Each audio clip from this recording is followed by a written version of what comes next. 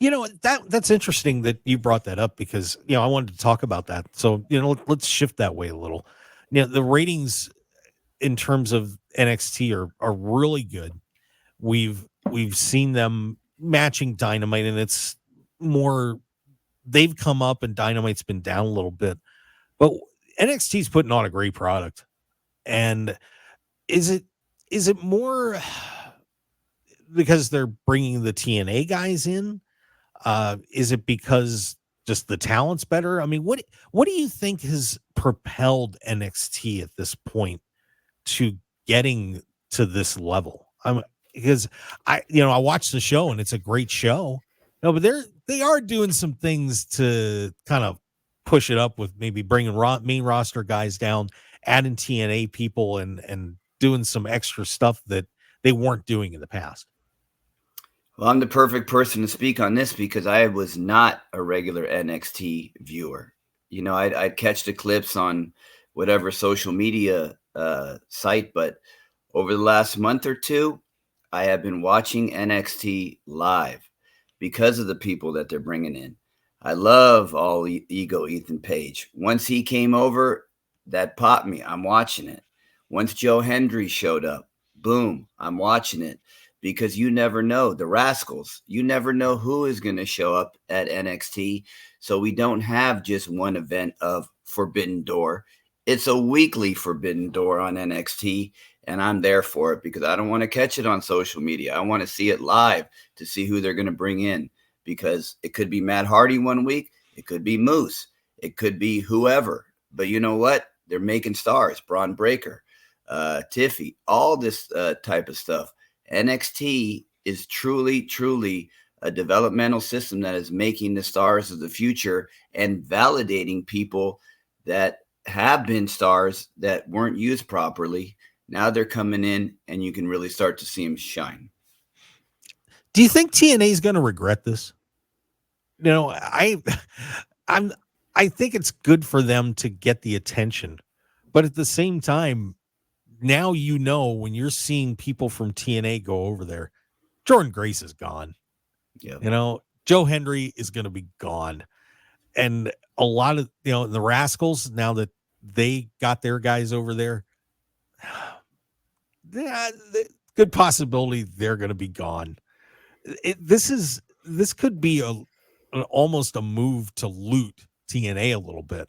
I mean, they're going to have to be. I think TNA is going to have to be a little bit careful here, because if they don't watch this, WWE is just going to start.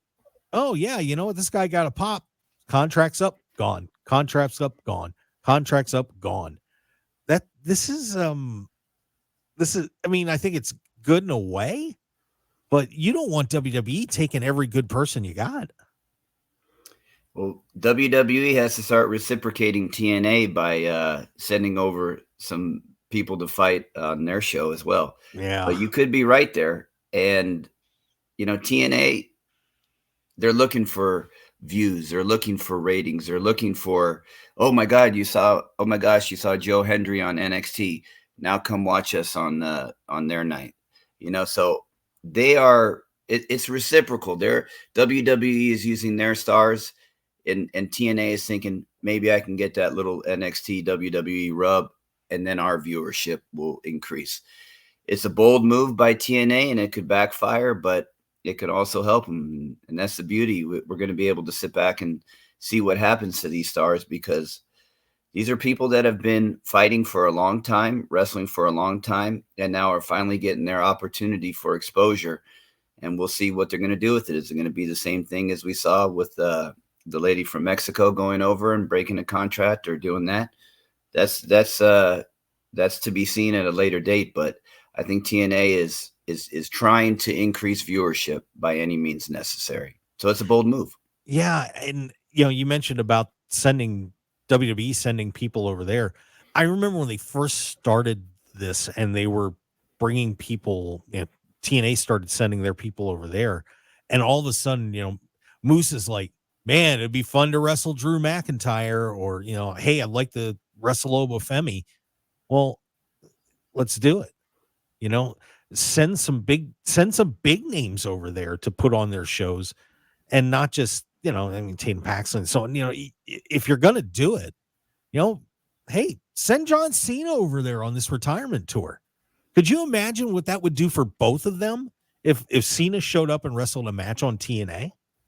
If you're gonna do this relationship, you're right. It's got to go both ways, Coach. It has to, because if you're not going to send a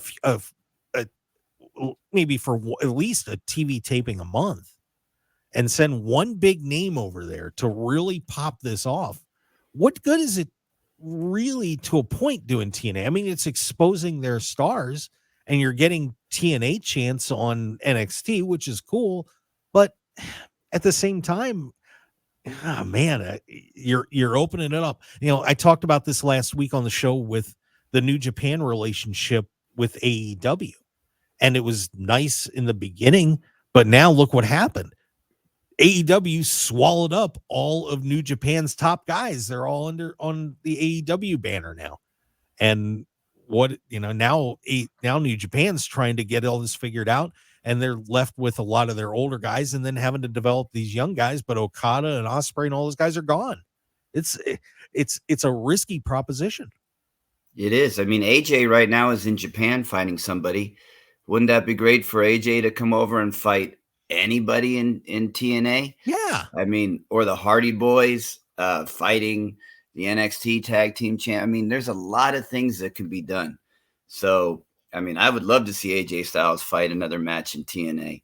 I'd love to see, the Machine Guns fight here, there, and everywhere. So it's open now. Tony Khan opened the forbidden door. Is he gonna regret it? Because now it's opened on a regular basis. Now WWE with their new ownership plan can see that we don't need to do the old traditional technique of keeping guys with us. Why not use this, that, and the other and leave AEW off to the side? Again, is that another little poke or prod? You never know. I don't see any AEW guys getting invited over to WWE. Just saying. Yep, very, very true.